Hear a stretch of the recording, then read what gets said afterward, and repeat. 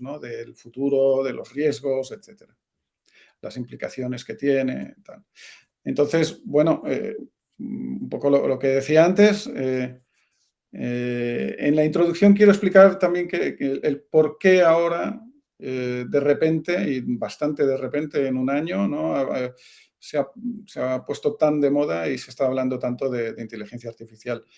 Luego explicaré de forma a alto nivel, pero quiero explicar cómo funciona una red neuronal porque tiene mucho sentido que se vea que no es magia, ¿no? Que tiene y que básicamente está imitando el cerebro de cualquier animal. Entonces, luego veremos las principales empresas y productos de inteligencia artificial que están ahora sacando productos. Veremos ejemplos sobre todo de inteligencia artificial generativa, bueno, generación de imagen, generación de texto, ¿no? Pues, por supuesto, yo creo que todo el mundo ha probado a hablar con ChatGPT, o sea que tampoco no hace falta que nos extendamos mucho, pero bueno, un repaso, ¿no? Y es una selección pequeña porque es que cada día salen varios, o sea que no, ¿vale? Y lo que decía, finalmente riesgos, consideraciones, futuro, etcétera. Y ahí luego, por supuesto, preguntas y debate y lo que se quiera, ¿no? El tiempo que queráis. Bien, entonces, lo que decía, ¿por qué ahora, no, está tan en boga? ¿Qué ha pasado últimamente? Pues resulta que, eh, claro, si la inteligencia artificial existe desde hace más de 60 años y las redes neuronales, pues desde los 80 hay aplicaciones reales que se estaban utilizando para reconocimiento de caracteres, por ejemplo, de escritura manual, etcétera. ¿Por qué ahora? Bueno, esto tiene que ver con que hay dos ramas a grandes rasgos de inteligencia artificial. Una es la simbólica y la otra es la estadística. La simbólica es aquella en la que pues manualmente entrenamos o sea, eh, damos las instrucciones a nuestro software para que, por ejemplo, si tiene que comprender el lenguaje, pues le damos el diccionario, manualmente introducimos el significado de cada palabra, análisis sintáctico, etcétera, ¿no? Esto hasta hace unos años era más potente que el sistema estadístico, que está basado en presentarle un montón de datos y dejar que la red neuronal aprenda sola, ¿no? ¿Qué ha pasado? Que ahora lo que ha ocurrido es esto, que la inteligencia artificial estadística y más concretamente el deep learning, las redes neuronales de aprendizaje máquina, ha hecho grandes avances. Entonces, ¿a qué se deben? Bueno, a varios factores. Uno de ellos, el tema del deep learning, que es que ha habido descubrimientos o avances en la forma de hacer que los aprendizajes de una red neuronal sean más eficientes, ¿no? Que sobre todo, y lo que tiene que ver con el del deep learning, que tiene que ver con el número de capas de neuronas. Puedes hacer que una red neuronal, el problema que había hasta hace unas décadas, hasta mediados del 2000, era que, del 2000, de la década del 2000, era que una red neuronal con muchas capas, pues las capas más profundas les costaba aprender, ¿no? Porque se propagaba mal el aprendizaje. Entonces, con estas mejoras en algoritmos de aprendizaje profundo, pues esto ya no es un problema. Por supuesto, otro tema que es que hay mucha más potencia de cómputo. De hecho, los que defendían el enfoque estadístico decían, vale que ahora no son capaces, que son más capaces la inteligencia artificial simbólica, pero llegará un día en que superará porque pues ha llegado este día, ¿no? Tendremos ya la potencia de cálculo, CPU, memoria, suficiente para que lo supere. Y sobre todo también el tema de las aceleradoras gráficas, que curiosamente es algo que se fabricaron muchas inicialmente para los videojuegos. Después se empezaron a vender y subió mucho el precio por el tema de las criptomonedas y la minería y todo esto. Y ahora que las criptomonedas están menos de moda porque ha habido mucho fraude de por medio y tal, Pues ahora ya los que quieran aceleradoras gráficas para jugar tampoco pueden, porque ahora está muy de moda el tema del aprendizaje de máquina, ¿no? Del deep learning, que también sacan mucho partido de las tarjetas gráficas, porque lo que hacen es muchos cálculos matemáticos en paralelo. Entonces, bueno, por cierto, si tenéis preguntas así rápidas, me podéis interrumpir en cualquier momento, ¿eh? Luego ya para preguntas más profundas, pues las dejamos para el final, pero cualquier duda que salga de algo que cuente, pues me preguntáis. Otro factor que también tiene que ver con este salto, ¿no? que se ha dado recientemente, pues claro, tenemos una cantidad enorme, casi infinita, de datos con las que podemos entrenar a estas inteligencias, ¿no? Todo Internet. De hecho, el ChatGPT pues no ha aprendido con todo Internet, pero sí que con una selección de miles y miles de páginas web con muchísimos datos, etcétera, ¿no? Y luego otra cosa que es ya más circunstancial, pero que es que estos avances no han ocurrido tan súbitamente como nos parece, porque ya estaban avanzando. Lo que pasa es que ha habido como, bueno, sobre todo ChatGPT publicó, digamos, su producto y los demás han dicho, pues nosotros también. Por ejemplo, Google lo tenía hace tiempo ya, tenía algo parecido, pero lo tenía a nivel interno, no quería publicarlo. Y entonces ahora pues han tenido que publicarlo y Meta, que son los de Facebook también, etcétera, ¿no? Entonces, todo esto junto parece que de repente en el último año pues nos hemos vuelto locos todos con la inteligencia artificial y realmente sí que ha habido un gran salto, ¿no? Pero bueno, debido a estos factores. Bueno, entonces, vamos a... Y aquí si hay algo que no está claro, sí que por favor paradme, porque yo lo que me interesaría es que nos quedáramos con una noción así, ni que sea a alto nivel de cómo funcionan las redes neuronales, que es, al final, no toda la inteligencia artificial son redes neuronales, pero está en el meollo de la inteligencia artificial estadística, el machine learning, el deep learning, etcétera, ¿no? Entonces, ¿qué es una red neuronal? Pues algo que trata de imitar un cerebro, ¿no? Tenemos neuronas, tenemos sinapsis que conectan neuronas. A la izquierda se dibuja la entrada. Aquí tenemos un ejemplo de reconocimiento de números escritos a mano. Pues bueno, aquí hay un 9, cada píxel, esto es una cuadrícula de 28 por 28 que da a un total de 784. Pues bueno, cada uno el valor de estos píxeles, que puede estar entre 0 y 1, ¿no? 0 negro, 1 blanco, gris, pues 0,5, lo que sea, se coloca aquí. Y entonces, ¿qué hace la red neuronal una vez ha aprendido? Luego veremos cómo aprenden. Pues lo que hace es que transmite los valores de las neuronas de entrada a través de la sinapsis con diferentes valores de refuerzo, los va transmitiendo entre capas hasta que llega a la capa de salida. Y en la capa de salida, pues se activan unas neuronas u otras en función de los valores de entrada y de lo que hay en la sinapsis. Aquí podemos ver que hay un 9, pues se ilumina el 9. Si, por ejemplo, este 9 tuviese esta punta de aquí, supongo que podéis ver mi ratón, si esta punta de aquí estuviera un poco abierta porque la persona la dibuja muy rápido, pues a lo mejor se encendería la neurona del 9 y un poquito la del 4 porque a lo mejor es un 4, ¿no? Y entonces, en cierto modo, lo que hay aquí es la probabilidad de que en cada una de estas neuronas de salida, de que el número dibujado que está viendo sea un 0, un 1, etcétera, ¿no? Este es el ejemplo de reconocimiento de caracteres y ahora quiero enseñar otro ejemplo para explicar el mecanismo de funcionamiento, ¿vale? Bueno, iré un poco rápido para no estarnos demasiado rato con esto. De nuevo, cualquier duda me paráis, ¿eh? Entonces, en este ejemplo sencillo tenemos 3 entradas, que es, bueno, queremos saber si un punto de coordenadas X, Y está dentro de un círculo de radio R, ¿vale? Con lo cual tenemos 3 entradas. Sí, sí. ¿Aquí alguien ha dicho algo? ¿Hola? No, continúo. Vale. Entonces, las entradas son la X, la Y y la R, ¿no? Entonces, para una X determinadas, ¿sí? Es que oigo a alguien que habla, pero no sé si... Alguien que no tiene apagado el micrófono. Vale, vale. Pues yo continúo, ¿eh? Sí, se oye.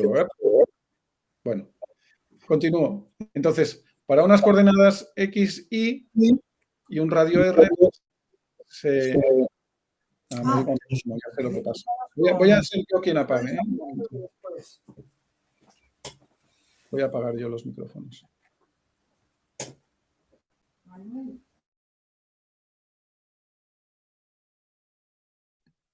Vale, ¿me oís, verdad? Bueno, no os veo, pero entiendo que sí. Vale, vuelvo a la presentación. Vale. Entonces, para un punto determinado XY y un radio determinado R, pues la red neuronal nos dirá si el punto está dentro del círculo, tiene que dar un 1. Y si está fuera, tiene que dar un 0. ¿Vale? Entonces, bueno, lo que hemos visto, ¿no? Están formadas por neuronas organizadas en capas, que son estas bolas azules, y las sinapsis, que son las conexiones entre las neuronas. Y ante un determinado estímulo de entrada, que son los cuadrados azules X y R, pues se activan ciertas sinapsis con más fuerza que otras. Las líneas azules que vemos aquí son sinapsis con refuerzo positivo, las rojas con refuerzo negativo, y cuanto más oscura es una línea, tanto si es roja como azul, pues mayor es el refuerzo, ¿no? O sea, digamos que una línea azul fuerte es un +1, una línea roja fuerte es un -1, y una tenue pues será un 0,3, lo que sea, ¿no? Y entonces, ante un valor determinado, pues la sinapsis lo que hace es transmitir la información multiplicando por el valor del peso de la sinapsis. ¿Vale? Entonces, la propagación de la entrada a través de las capas a la salida, pues son simples cálculos matemáticos, ¿no? Simplemente cogemos y multiplicamos cada entrada por el peso de su sinapsis y vamos pasando de capa en capa. ¿Vale? Esta es la forma que tenemos de usar una red neuronal cuando ya ha aprendido para que nos genere la salida. Pero, ¿cómo funciona el aprendizaje? Pues se comienza con una red neuronal, llamémosla virgen, ¿no? En el que las sinapsis tienen valores de refuerzo completamente aleatorios.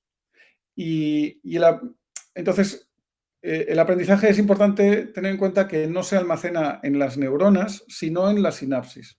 ¿Vale? Las neuronas simplemente lo que hacen es transmitir la información de entrada e ir acumulando pues, los diferentes cálculos a través de las diferentes capas.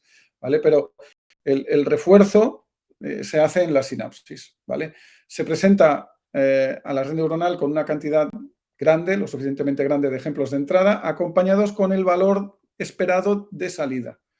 ¿Vale? Y esto es lo que se le llama aprendizaje supervisado. En el caso de este ejemplo, pues es importante suministrar un montón de datos, un montón de puntos que están dentro, pero también un montón de puntos que están fuera de la circunferencia, para que aprenda a distinguir lo que está dentro de lo que está fuera. ¿Vale? Y ahí está el momento de aprendizaje, es que para cada ejemplo lo que hará es comparar el valor generado por la red neuronal con el valor esperado que se le da como ejemplo, ¿no? Y en ese momento lo que hace es ajustar los pesos de cada sinapsis para que gradualmente se acerque el valor generado al valor esperado. ¿Vale? Estos ajustes se van propagando desde la salida hacia la entrada, ¿no? Pero bueno, es un proceso que necesita de muchos ejemplos porque cada ejemplo refuerza un poquito, da un empujoncito a diferentes sinapsis en función del ejemplo, etcétera, etcétera. Bueno, entonces, tras un aprendizaje con una cantidad suficiente de ejemplos, la red neuronal será capaz de generalizar y de predecir la salida cuando se le presente con datos nuevos de entrada que no formaban parte de los datos de aprendizaje. Esto es importante, es decir, no está memorizando, está generalizando a partir de lo aprendido. Ahí está la gracia, ¿no? Porque si solo memorizara, pues para eso no es nada inteligente. Pero sí que en este sentido las redes neuronales son simplemente un mecanismo de predicción estadístico. Lo que pasa es que igual que son capaces de determinar un ejemplo tan tonto como este, de que si un punto está dentro o no de una circunferencia, pues también son capaces de reconocer, por ejemplo, si una imagen determinada contiene una persona determinada. ¿Sí? No, bueno, perdón, oigo voces y no sé si son preguntas o que se cuelan. Bueno, lo que decía, ¿no? Si una imagen determinada contiene una persona o un animal o un objeto determinado, en el caso del reconocimiento de imagen, o cualquier otra cosa, cualquier otra aplicación, ¿no? Luego veremos otras aplicaciones que no tienen que ver con reconocimiento de imágenes. Escuchad, que así veréis lo que es la inteligencia artificial. Nena, ¿Hola? te he pasado. Ah, Vuélvemelo a pasar. Vaya, que te la has cargado. Sí, Hola. Por favor, apagar el micrófono. Ahí está. A ver un Lo he momento. hecho.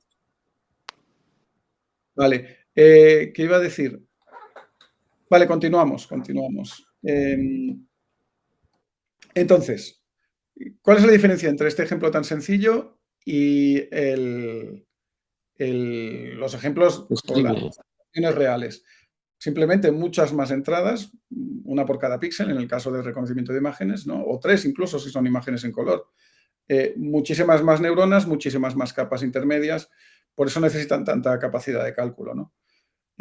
Muchas más neuronas de salida. Si tenemos que reconocer, pues, objetos animales, pues una por cada tipo de objeto, por cada animal, ¿no? Y se le presentan, por ejemplo, una inteligencia artificial que reconoce gatos, pues hay que enseñarle un montón de imágenes de gatos y un montón de imágenes que no son gatos para que sepa lo que no es un gato también, ¿no? No solo lo que sí es un gato. ¿Vale? Entonces aquí voy a salir un momento de la presentación porque tengo, y esto luego lo voy a explicar muy por encima, pero luego el que le interese, pues pasaré la documentación con los enlaces de todo lo que vamos a ver. ¿Vale? Esta es una pequeña aplicación web que hice yo de una de una red neuronal, siguiendo las instrucciones de mi padre, que es el que empezó a experimentar. ¿Vale? Él me explicó cómo funciona, lo que he Pasé explicado, yo el programa.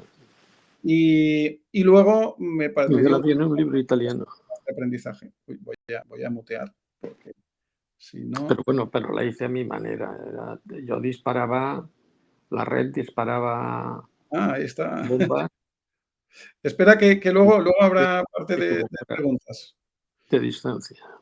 A ver un momento, ¿eh? ¿Dónde está? Muy bélico. Disparaba bombas.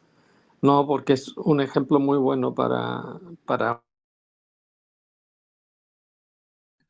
Perdón, ahora... Luego ya dejemos que ya todo el mundo hablara, pero es que si no, se nos acabará el tiempo. Entonces, perdón, no, volviendo al ejemplo este. Bueno, luego si queréis podemos ponernos aquí, pero bueno, uno introduce aquí el número de entradas, el número de capas, ¿no? El número de neuronas en cada capa, el número de salidas, los datos con los que quiere aprender, pues para cada una de las 3 entradas el resultado esperado, ¿no? Etcétera. Esto se puede poner a mano, que no es muy recomendable, o a no ser que tengas una Excel y lo calcules con la Excel y luego lo pegues aquí. O también le puedes decir, mira, tengo esta función que me calcula un montón de datos para entrenar la red neuronal. Y entonces cuando le dices aprender, ¿vale? Aquí cada vez que aprende cambia los valores de la sinapsis porque aunque empieza con valores aleatorios, con lo cual, ¿vale? Y entonces podemos probar varios valores de salida, ¿vale? Pum, ahí está, ¿eh? Pero, por ejemplo, el punto X y 0 para un radio 1 pues está con una probabilidad del 999% está dentro, ¿no? Etcétera, ¿no? Aquí el punto 0,1 de radio 0,8, pues la probabilidad de que esté dentro es de un 2%. Bueno, pues parece que ha aprendido bastante bien. O sea, el 2% es una probabilidad muy baja de que esté dentro, o sea que podemos confiar que ha entendido que el punto 0,1 está fuera de una circunferencia de radio 0,8. Aquí todo va a estar entre 0 y 1 para normalizar, ¿no? Porque matemáticamente es mucho más sencillo de esta manera. Bueno, entonces, continúo. Aunque aprovecho ahora, si hay cualquier duda, podemos comentarlo ahora. Si no, al final abrimos todos los micrófonos. De acuerdo. Entonces, ahora ya sí, cambiando de tema. Principales empresas y productos de inteligencia artificial que hay ahora. Están estas empresas, hay muchas más, por supuesto, está Google, está Facebook, etcétera. Pero también yo quería aprovechar esta página para decir por qué no está IBM, ¿no? IBM era la más puntera en inteligencia artificial hace unos años ¿Y qué pasa? Que lo que comentaba antes, había apostado por la inteligencia artificial simbólica, que en ese momento era lo más potente. Ganó el concurso este de televisión, ganó a humanos y ganó debates y tal. Ganó el concurso Jeopardy, que es, bueno, un concurso de preguntas y respuestas, ¿no? ¿Y qué pasa? Que al ser simbólica era difícil de hacer que mejorase porque se necesitaba mucha gente para que supiera mucho, para entrenarla, para hacerla aprender que supiera más cosas, ¿no? En cambio, cuando se ha roto la barrera para que las redes neuronales aprendan solas, pues ahí ya es una cuestión de fuerza bruta, ¿no? Entonces, todas estas empresas y productos pues, están basadas en inteligencia, en redes neuronales, ¿no? En inteligencia artificial estadística. Tenemos OpenAI, que es la más importante ahora, bueno, porque son los que han sacado ChatGPT. Era una empresa independiente, pero Microsoft ha puesto muchísimo dinero y ahora está pues, bastante bajo el control de Microsoft. De hecho, hay gente que bromea porque OpenAI era Open y ahora debería llamarse Close AI, porque ya Microsoft no deja que publiquen el código, etcétera, ¿no? DeepMind es parecido, pero con Google, mucho dinero de Google detrás. Han sacado varios productos, es famoso por sacar una inteligencia artificial que aprendió a jugar al Go compitiendo contra sí misma y ha acabado ganando al campeón del mundo del Go, que es un juego mucho más difícil de que un ordenador gane a un humano, pero ahora ya no, ya ha ganado al campeón del mundo, ¿no? Stability AI, que es open source y hacen temas de generación de imagen muy, muy interesantes. Y luego esta empresa, Hugging Face, está curioso porque lo que hacen es que es un catálogo de inteligencias artificiales open source, con lo cual cualquiera va allí, se baja el código de las inteligencias artificiales y puede combinarlas, puede hacer aplicaciones, etc. Y bueno, esto es un muestreo, ¿eh? Hay más. Meta, por ejemplo, que es Facebook, ha hecho algo parecido a un chat. Google ha hecho algo parecido a ChatGPT también, que de hecho lo tenían antes, pero se han visto obligados a publicarlo para no quedar mal, ¿no? Detrás de Microsoft, etc. Entonces, bueno, hacer un rápido repaso. Voy a hacer un rápido repaso por los productos que han salido últimamente. Uno que ya tiene más tiempo, que es generación de imágenes. Concretamente, esta red neuronal lo que hace es que genera caras de personas. Se le ha enseñado con muchas caras de personas y ahora es capaz de generarlas. Y la web, de hecho, se llama This Person Does Not Exist. Es decir, esta cara es artificial, está generada por una inteligencia artificial. Y si veis, es una foto con muchísima definición, ¿eh? O sea, yo si aquí hago zoom, se puede ver bueno, en fin, los detalles de la barba, lo que sea, ¿eh? Vamos a ver, voy a hacer que se vea la cara entera. ¿Vale? Y podemos darle y va generando 3, 2, 1 y generará una nueva imagen. ¡Pam! La verdad es que son imágenes que si no te dicen que no existe, tú dices que es una foto de una persona, ¿no? Algunas salen con caras raras, pero bueno, casi siempre puedes escoger también, pues vamos, pues indio. Pues yo quiero un indio, a ver el indio. Uno, pues sí, pues un indio, ¿vale?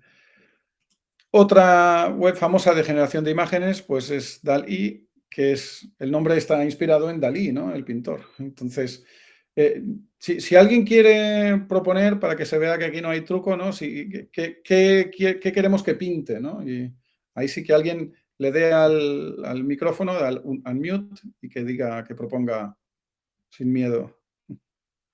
Yo no os estoy viendo, a ver. No sé si alguien quiere proponer algo. Bueno, si no, voy a pensar yo algo, vamos a ver. No sé, un toro en bicicleta por la playa. La verdad es que veréis que las imágenes tampoco son una maravilla. La primera vez que la pones, pero bueno, lo estoy poniendo en castellano, por cierto. Normalmente lo pongo en inglés. Luis, por favor, pon grande. Creo que no se está viendo grande la pantalla, lo digo porque lo estoy grabando. Por lo menos yo no la estoy viendo grande. Ahora, perdona, era cosa mía. ¿Sí? Vale. Bueno, aquí vemos un toro en bicicleta por la playa. Estáis viendo, ¿no? El toro. Luego podemos afinar, ¿no? Y podemos decir un toro. Bueno, la verdad es que ya no sé qué más poner aquí para que esté. Podemos ir haciendo variaciones. Dice variaciones, a ver.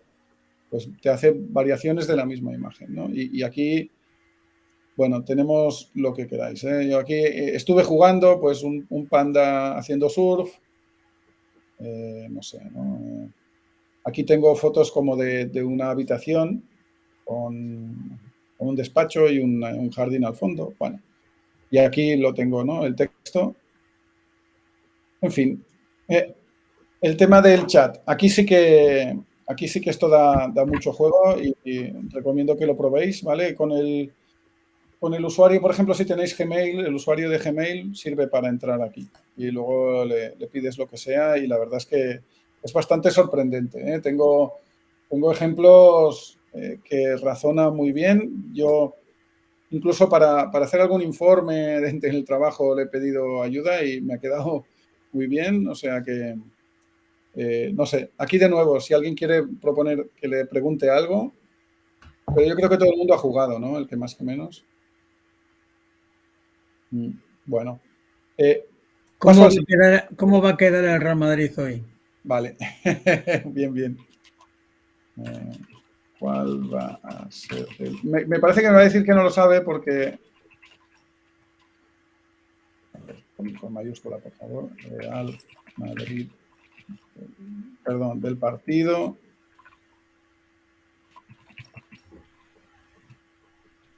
Me dirá que esto no lo sabe porque lo que contesta son datos que tiene. Hay que preguntarle cosas que haya aprendido desde hace 2 años, porque terminaron de enseñarle hace 1 año y medio, más o menos. O lo que podemos preguntarle es cuál es el entrenador del Real Madrid. También a fecha de... Es verdad, ¿no? Hace 2 años también era Carlo Ancelotti. Pero bueno, es más impresionante cuando se le hacen preguntas de tipo razonamiento. Por ejemplo, yo aquí. También es muy buena traduciendo, por cierto. Pero tengo algún ejemplo recortado de aquí. A ver.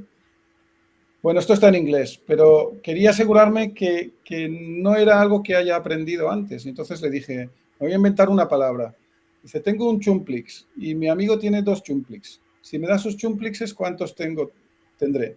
Y el tío efectivamente dice, pues tendrás 3. No sabe lo que es un chumplix, pero sabe que si tengo 1 y me dan 2, pues tendré 3. Y ahora le pongo más difícil. Le digo, bueno, vale, pero los chumplix son blancos, excepto cuando cambian de dueño. Entonces se vuelven negros y poco a poco se van volviendo blancos.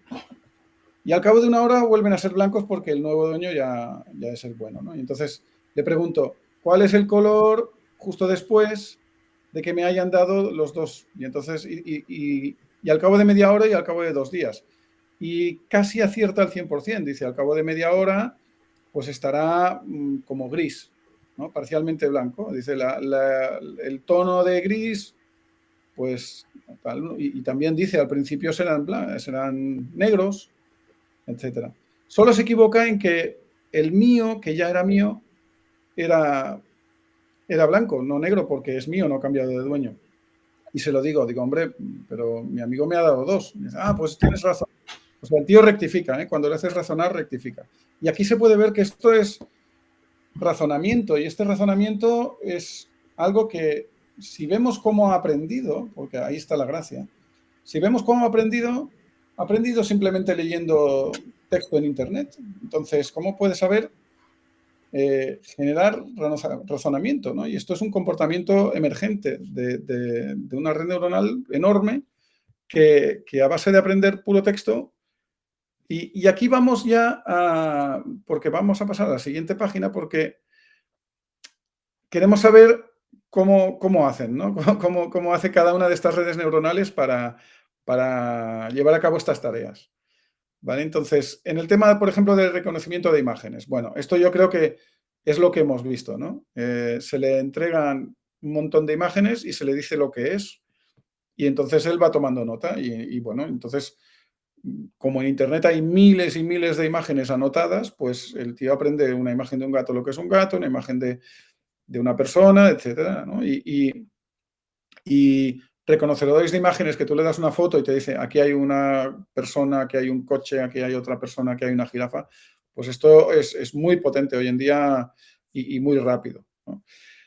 Una cosa más curiosa, la generación de imágenes, esto que hemos visto antes de generar caras de personas que no existen o tú le das la descripción y él te la genera.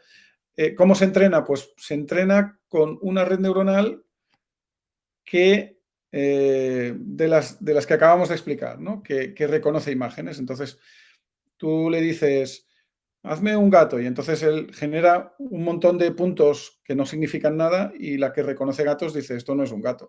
Y va repitiendo el proceso, y poco a poco los puntos se van pareciendo más al gato, porque cuanto más veces le dices por dónde va mal y por dónde va bien, pues va aprendiendo a hacer gatos o lo que sea, ¿no?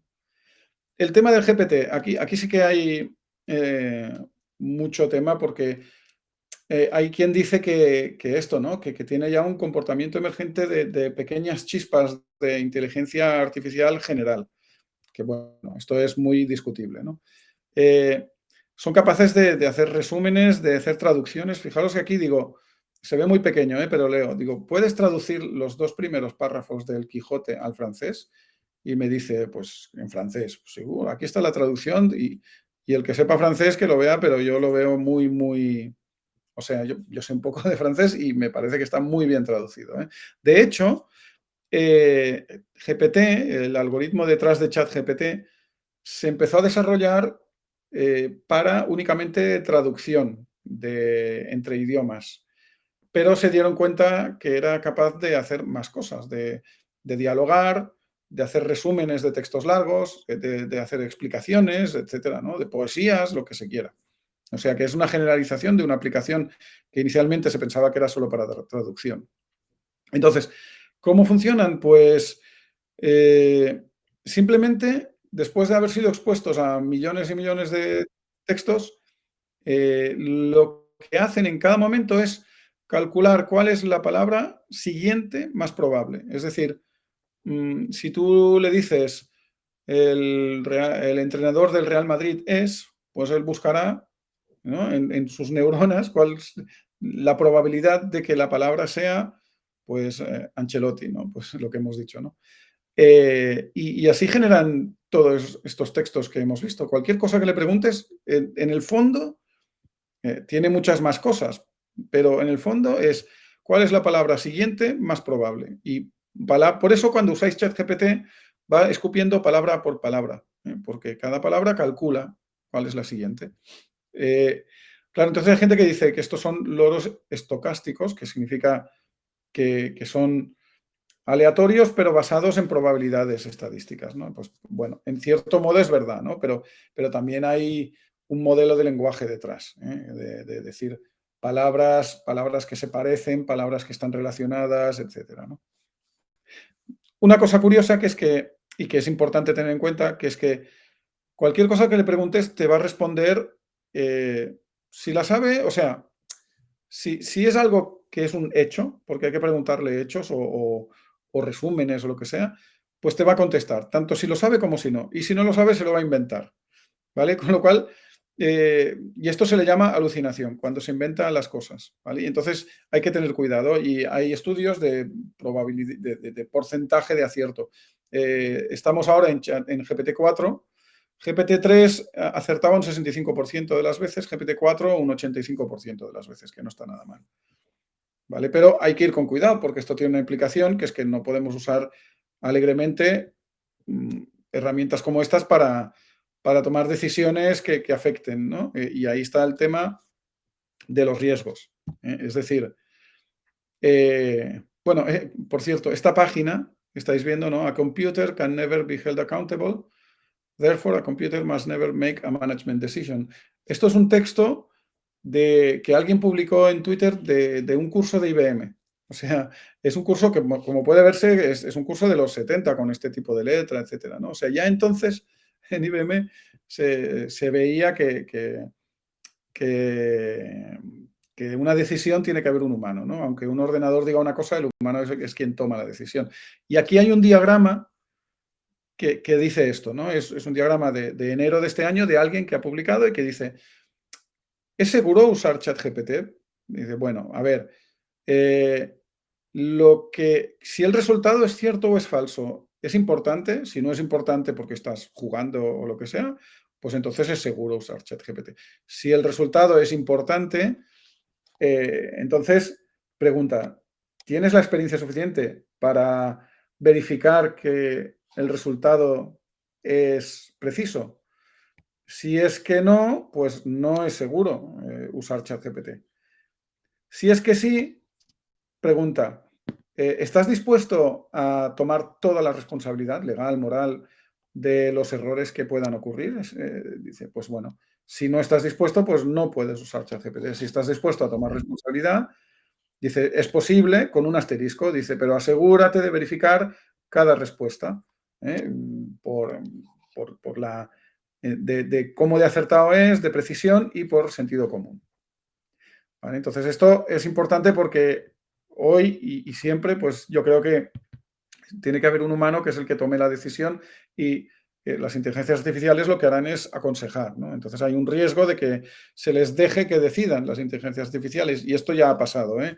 Hay casos, por ejemplo, de gente que le han denegado un crédito porque la inteligencia artificial ha hecho lo que se llama sesgo, ¿no? Pues a un tipo que tenía menos dinero que su mujer, a él le concedieron un crédito y a su mujer no. ¿Por qué? Pues porque era mujer. Entonces reclamó, era una tarjeta de Apple, reclamó y Apple dijo, no sé, esto es la inteligencia artificial. Y dice, bueno, pues a mí qué me explicas, ¿no? O sea, aunque tú uses una inteligencia artificial, pues la responsabilidad es de Apple, no se pueden lavar las manos. Entonces, lo que decíamos, se puede usar para dar recomendaciones, pero el humano toma la decisión y asume la responsabilidad.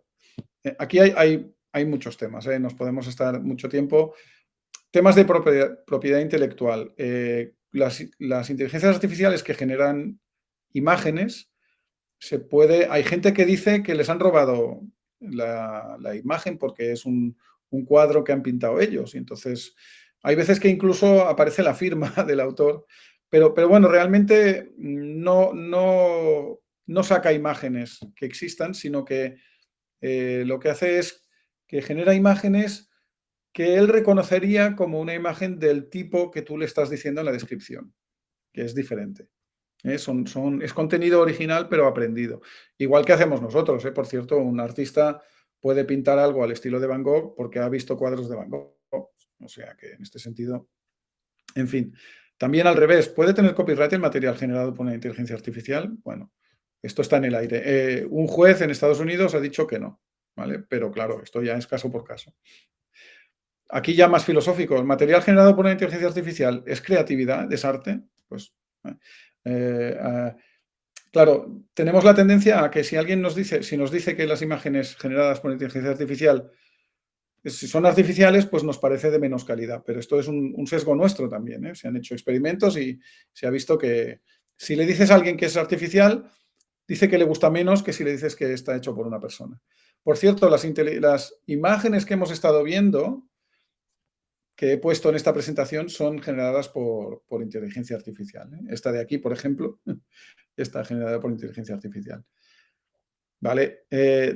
Riesgos más concretos. El tema de los deepfakes, que es que se puede falsificar muchas imágenes con inteligencia artificial y cada vez de forma más difícil de reconocer. Hace unos meses, en una imagen que salía unas manos, se veía que era una mano artificial porque las hacían mal las manos. Pues ya han aprendido a hacer las manos bien. Y luego otro tema, también que justo ahora, hace semanas, un montón de gente ha propuesto parar la investigación durante unos meses porque tienen miedo de que temas así muy de ciencia ficción, ¿no? De que como en Terminator, que la inteligencia artificial acabe con la humanidad, ¿no? O sea, esto es descabellado o es un poco exagerado, pero están pensando a largo plazo, ¿no? Porque ya están viendo que parece que en pocos años va a haber inteligencias muy potentes. Y aquí hay un tema, que es que si la inteligencia artificial de hoy en día ya es capaz de generar código y ya se conecta a Internet. Entonces, si tú tienes inteligencia artificial que genera código, es capaz de programarse a sí misma la próxima versión, que será más inteligente, que a su vez será capaz de recursivamente programarse a sí misma hasta ser súper inteligente, ¿no? Y encima, conectada a Internet, pues tiene toda la información necesaria. Y esto es un riesgo, ¿no? El riesgo de que la inteligencia artificial se vuelva en nuestra contra, ¿no? Pues hay mucha gente que dice hay que estudiar el alineamiento de la inteligencia artificial con la humanidad, con los objetivos de la humanidad.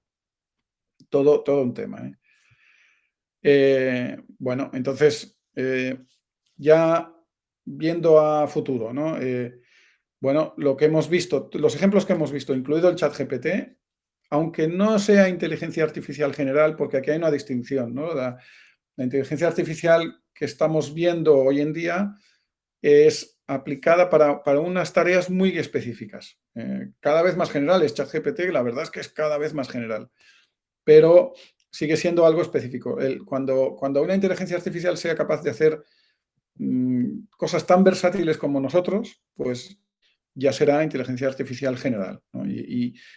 Y bueno, entonces no sabemos si estará basada.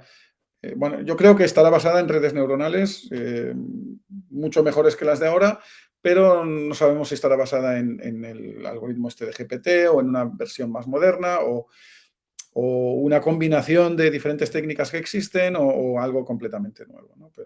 Pero bueno, ya se está viendo que la inteligencia artificial general está más cerca de lo que pensábamos. Entonces, claro, está el tema del trabajo, ¿no? ¿Perderemos nuestros trabajos a largo plazo? Hombre, a largo plazo, claro, es cuestión de tiempo, ¿no? El tema es cuándo, ¿no? Pero se está viendo que sí. Y de hecho hay una serie de estudios, ahora os los enseñaré, ¿eh? Pero el tema yo creo no es tanto si perderemos nuestro trabajo, porque tarde o temprano la inteligencia artificial hará nuestro trabajo, sobre todo cuanto más intelectual sea, porque para los trabajos manuales los robots todavía son muy patosos, ¿no?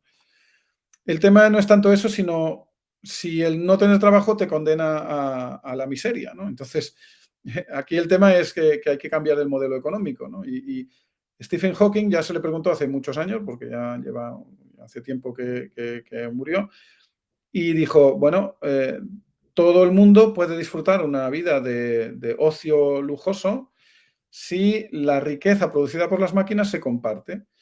O casi todo el mundo puede acabar miserablemente pobre si los dueños de las máquinas hacen lobby contra la redistribución de la riqueza. Y dice, por ahora parece que la tendencia apunta a la segunda opción, en la que la tecnología está llevándonos a una desigualdades cada vez mayores. Aquí tengo el enlace al artículo, para el que lo quiera ver, luego compartiré la presentación. ¿Vale?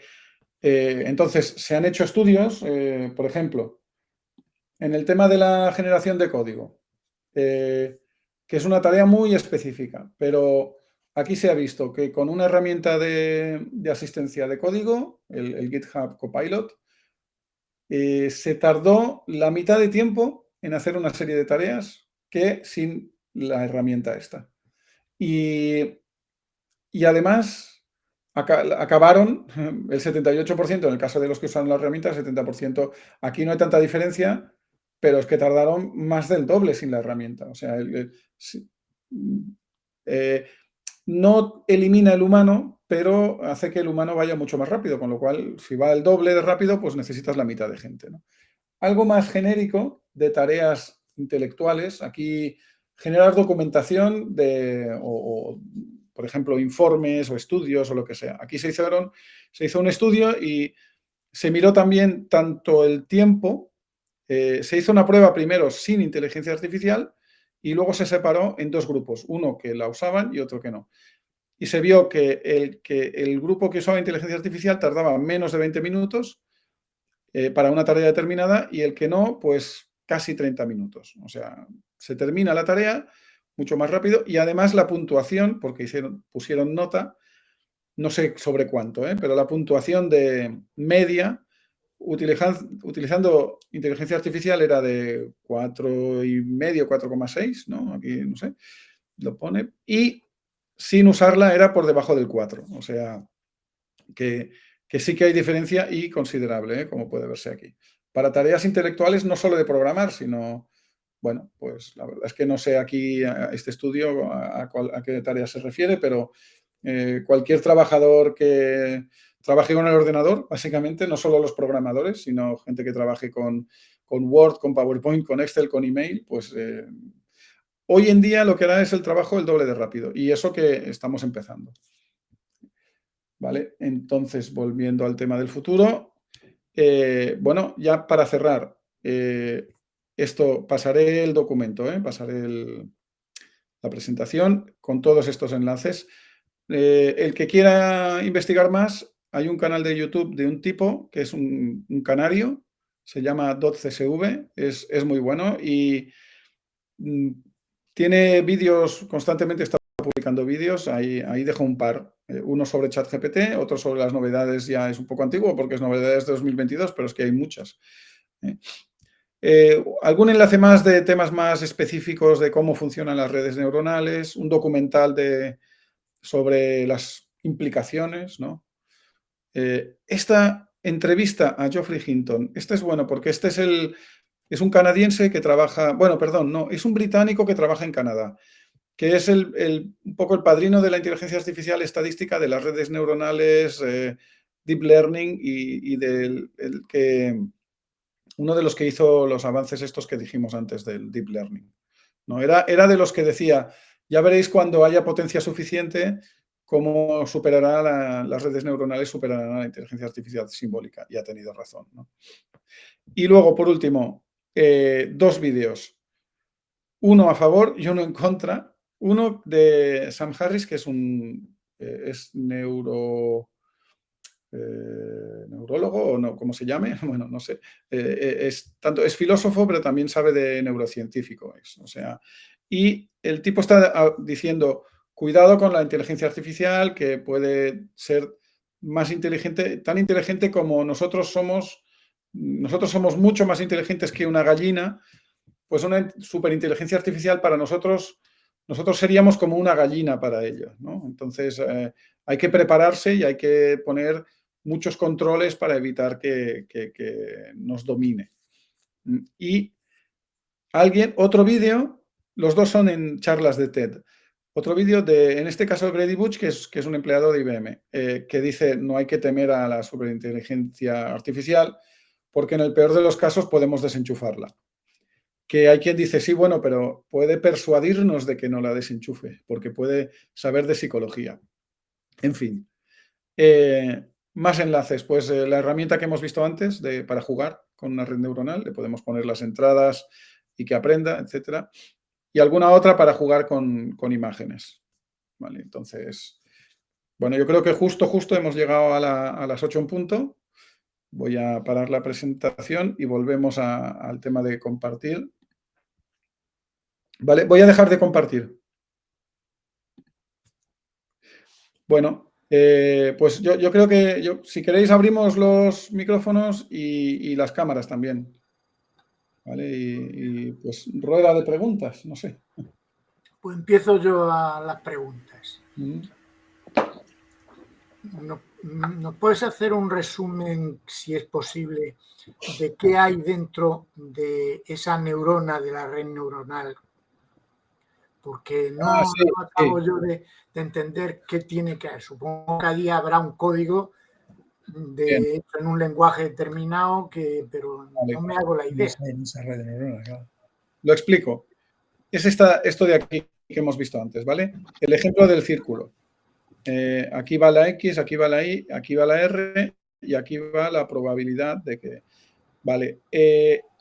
Estos son valores de entrada. Es decir, si yo le digo, oye, para la circunferencia de, por ejemplo, el punto 0 0, x0 y 0, para una circunferencia de radio 1, ¿está dentro o está fuera? Pues yo aquí pongo 0, 0, 1, ¿vale? Y entonces este 1 de aquí, pues se va a multiplicar por el valor que hay, a ver, no, por el valor que hay en esta sinapsis. A lo mejor aquí hay un -1, pues aquí hay un 1, aquí hay un -1 y aquí llega el -1, ¿vale? Aquí, ¿qué tendríamos? Tendríamos el 0. Bueno, imaginaos que en lugar de un 0 tenemos un 0,5. En los neuronas solo hay valores, ¿no? Y en las sinapsis son las operaciones. Son las operaciones, ¿no? Sí, o sea, lo que se hace es calcular cada bolita. No es por la sinapsis, por la Sí, sí, probabilidad. sí, sí, significa por sí. Cada bolita se calcula el número entre 0 y 1 Pero a partir de multiplica el los números valor que hay de en la la capa neurona multiplicado por A ver, Cada- por favor, no hablar porque entonces no se le escucha al ponente. Vale, pero muy, muy rápido es lo que están diciendo, ¿eh? En cada bolita, en cada neurona, se calcula el número que hay en esa neurona a partir de los números que hay en las neuronas de las capas, de la capa anterior, multiplicado por los pesos de la sinapsis. Y esto se va propagando de capa en capa. Es decir, aquí calculamos unos números y cogemos estos números y los aplicamos en la siguiente capa. Si aquí hay un 1 y multiplicamos por los diferentes valores y aquí acaba habiendo un 0,7, pues en esta neurona pues habrá un 0,7 multiplicado por el peso de esta línea roja más el número de esta neurona multiplicado por la sinapsis y así, hasta que al final... Pero es que así es como funcionan los cerebros de los animales. O sea, tenemos neuronas y sinapsis y las sinapsis propagan las señales de las neuronas con mayor o menor refuerzo, ¿no? Y por eso el aprendizaje funciona por refuerzo, por ejemplo, o sea, tú le das un ejemplo y refuerzas ciertas sinapsis sobre otras. Si el valor que está generando la red neuronal está muy lejos, pues has de cambiar la sinapsis para que esté más cerca y vas propagando hacia atrás. Esto es un mecanismo matemático de usar las derivadas parciales, una cosa muy complicada, pero funciona así matemáticamente, vamos, es puro cálculo y claro, esta red neuronal aún, pero por ejemplo, ya esta misma de aquí que habíamos enseñado antes, a ver, perdón, esta, ahora no la tengo. Bueno, ¿sabéis cuál digo, no? A ver, un momento. Esta de aquí. Claro, esta ya tiene muchas más neuronas. Y la de que reconoce un gato, pues tiene 1 millón de neuronas de entrada, porque la imagen, una foto de 1000 píxeles por 1000 píxeles, pues es 1 millón de neuronas de entrada. Y tiene muchísimas capas. Y claro, para eso hace falta mucha potencia de cálculo, para que vaya rápido y hagan todos esos cálculos matemáticos a esa velocidad. Pero entonces, Luis, perdona, en el circulito que representa una neurona, sí. ¿ahí qué hay? ¿Un código escrito en un lenguaje? No, ahí hay un número, es es una posición de memoria con un número entre 0 y 1. El código lo que hace es que calcula qué número hay que poner en cada bolita. O sea, tenemos la red neuronal, pero luego tenemos el código que ejecuta la red neuronal, que simplemente dice, en esta neurona, ¿qué número pongo? Pues mira, esto por esto, más esto por esto, más esto por esto. Y en esta, ¿qué pongo? Pues mira, esto por esto, más esto por esto. O sea, hay un programa, esta red neuronal que veis aquí, es la red neuronal que se ejecuta en el propio navegador. Está programado en código JavaScript, que es un lenguaje de programación normal y corriente, imperativo, de toda la vida. Vamos, es un lenguaje de programación súper normal. ¿Qué hace el código JavaScript? Pues dice, para cada neurona, calcúlame el numerito en función de los numeritos que hay en las neuronas anteriores, multiplicado por los pesos. Y pues para esta un 3, para esta un 5, para esta un 0,3, 0,5, 0,7, rellena los valores de izquierda a derecha, ¿vale? Porque a partir de las entradas hay que calcular las diferentes capas y cuando llega a la salida puede calcular el número que hay en esta neurona de salida, pues aplicando eso, el número que hay aquí multiplicado por el peso que hay en la última sinapsis, el número que hay en la última neurona. Y nada, es un programa que simplemente calcula numeritos que hay en cada neurona y las neuronas de salida son los valores que importan. Los otros son capas intermedias que se utilizan para el cálculo, pero lo que nos interesa es la salida. Pero entonces el código está como fuera de la red neuronal. Sí. La está controlando. Sí, sí. El código lo que hace es que hay una parte de código que se encarga del aprendizaje, que es la que se encarga de calcular los valores de los pesos de las sinapsis, y que ese es el código más complicado. El código de hacer que la red neuronal, una vez ha aprendido, te dé una respuesta, es tan fácil como decir, oye, me ha salido aquí un pop-up, perdón. Oye, que para estas entradas calcúlame las salidas, pero no, la red neuronal no calcula. Hay un programa fuera que cada red es un array, ¿no? Es de toda la vida, un array de números de punto flotante y hace un for para cada capa y para cada capa hace un for para cada neurona, no sé si habéis programado, y para cada neurona hace un for de todas las sinapsis que le entran. Y es una operación matemática muy sencilla, es A1 por P1 más A2 por P2 más A3 por P3 y listo. Así en resumidas cuentas. ¿Normalmente en qué lenguaje se programa eso? Sí, a ver, el lenguaje que más se usa es Python porque es el lenguaje que empezaron a usar los investigadores y entonces esta gente... Python es otro lenguaje muy parecido a JavaScript, ¿vale? Más fácil de leer que JavaScript, pero es un lenguaje muy... Es el lenguaje que yo, por ejemplo, si alguien me pregunta, si quiero empezar a programar y nunca he programado, ¿qué lenguaje me recomiendas? Yo le diría Python, o sea, que es un lenguaje muy sencillo. Lo que pasa es que tiene muy buenas librerías de inteligencia artificial, es solamente por eso que se usa. Y la parte más fuerte de operaciones matemáticas y que se necesita, claro, porque Python es un lenguaje lento. Entonces, eso ya no lo hace Python, eso lo hace lo que decíamos, la aceleradora gráfica. Entonces, son librerías que tú llamas desde Python, pero cuando ejecutas todos estos cálculos matemáticos, ya no lo hace Python, ya lo hace pues código hecho en C y para las aceleradoras gráficas, etcétera.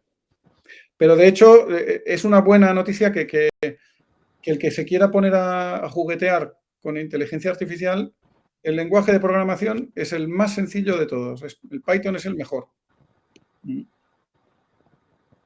Ahora, que se puede hacer con cualquier otro, pues con Python, con C, con JavaScript, con Java, con lo que se quiera. Aquí el navegador no es capaz de ejecutar directamente Python, pero sí que es capaz de ejecutar JavaScript. Yo no sé si ahora, si podemos ver el código fuente, me voy al código fuente, neuronas. Mira, aquí tengo una clase neurona, lo veis, ¿no? Ya, sí. Aquí tengo la clase red neuronal, o sea, así es que el objeto red neuronal es el objeto que representa toda la red neuronal que está formado por una tabla de neuronas, ¿no? Aquí no sé si lo veo, pero...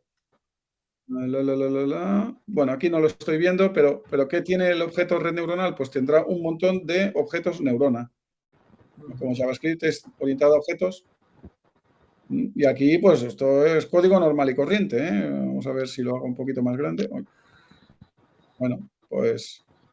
y tampoco es mucho código, ¿eh? Aquí lo podéis ver, pues 200 líneas de código en la parte de pura red neuronal. Luego tengo código para hacer el diagrama, que es este dibujito.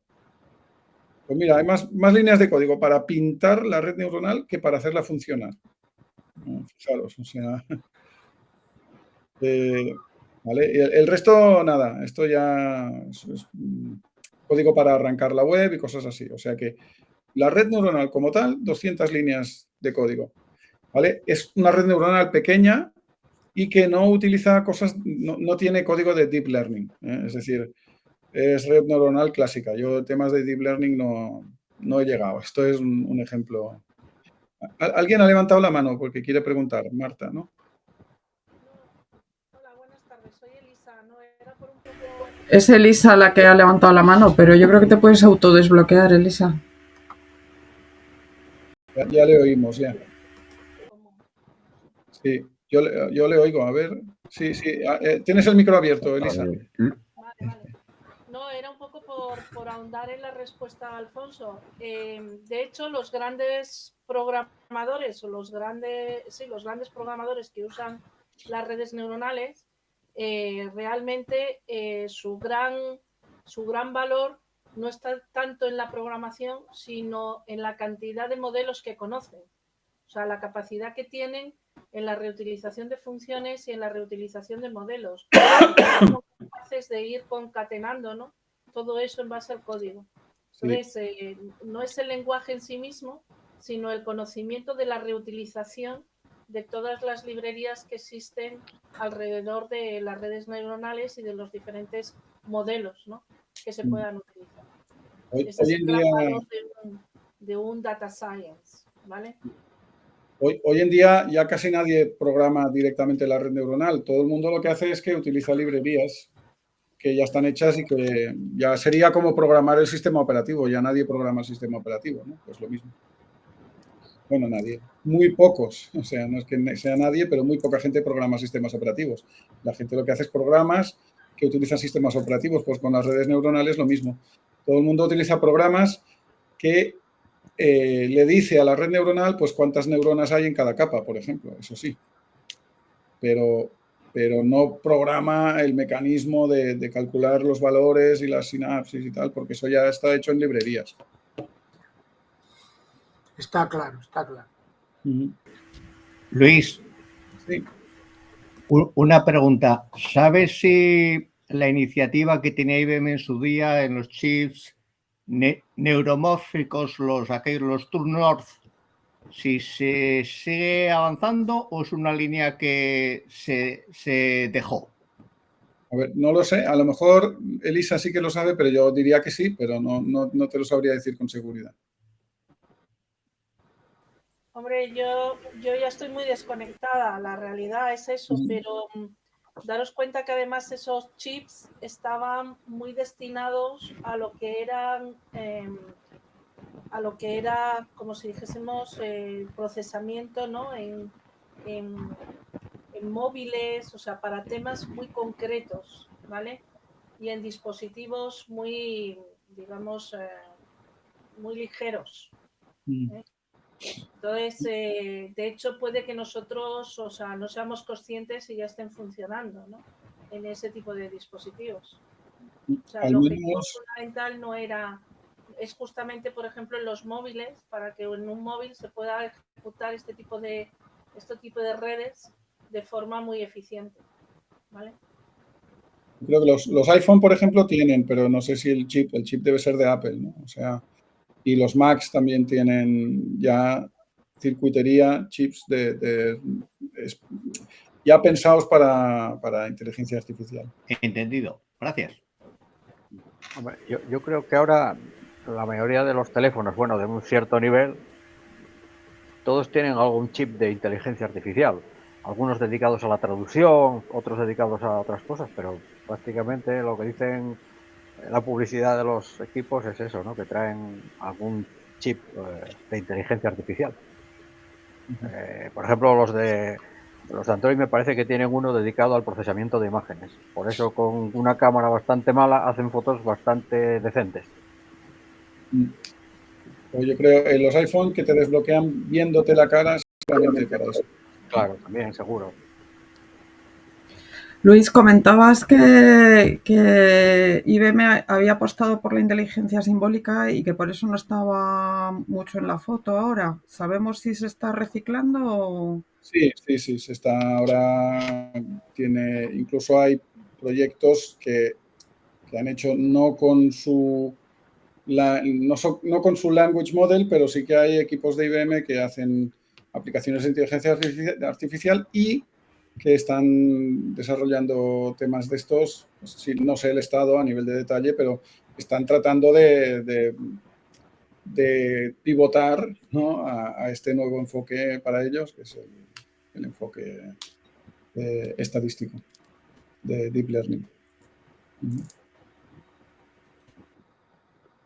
Pues no sé si hay más preguntas. A ver cuántos somos. 17, no sé. Tenéis el botoncito de levantar la mano también, si queréis. Hubo un momento que estuvimos 22, ¿eh? Ah, hay gente que ya... Bueno. Pues tengo que decir que ha sido una exposición clarísima y vamos, que eres un artista de la divulgación, ¿eh, Luis? Que es muy fácil hacer esto accesible. Sí, sí. La verdad es que yo me enteré mucho más de lo que es la inteligencia artificial en esta charla que en todo lo que había leído y escuchado hasta ahora. Ciertamente sintetizas muy bien para los que no sabemos nada. Pues gracias. Y tengo, bueno, ya enviaré el documento con los enlaces para los que queráis saber más. Ahí hay, en YouTube hay muchas cosas. Y pues eso, incluso hay un divulgador muy bueno que es canario, que habla en castellano y que hace vídeos así de unos 15 minutos que se pueden ver así rápido y que están muy bien. Y esto que han pedido en una carta abierta que se paren 6 meses, ¿es realmente por la situación tecnológica? ¿Es un tema casi filosófico? ¿Tú qué opinas? A ver, yo creo que en cierto modo exageran porque falta mucho todavía pero en cierto modo están exagerando para llamar la atención de algo que sí que tarde o temprano va a tener que hacerse, que es que con calma, pero que empecemos ya a trabajar en el tema de la alineación de la inteligencia artificial. Y ahí sí que voy a añadir un enlace, porque hay un canal de YouTube de un tipo que se dedica exclusivamente a tratar temas de alineación de inteligencia artificial y pone ejemplos muy divertidos. Pero hay un ejemplo muy loco que ilustra el riesgo de una inteligencia artificial, de una superinteligencia artificial. Imagínate que uno tiene una fábrica de clips de papel, la cosa más tonta, un clip de papel. Y tú tienes, pues, oye, coges una inteligencia artificial y le dices, quiero optimizar la fabricación de clips de papel, haz lo que sea, pero fabrica el máximo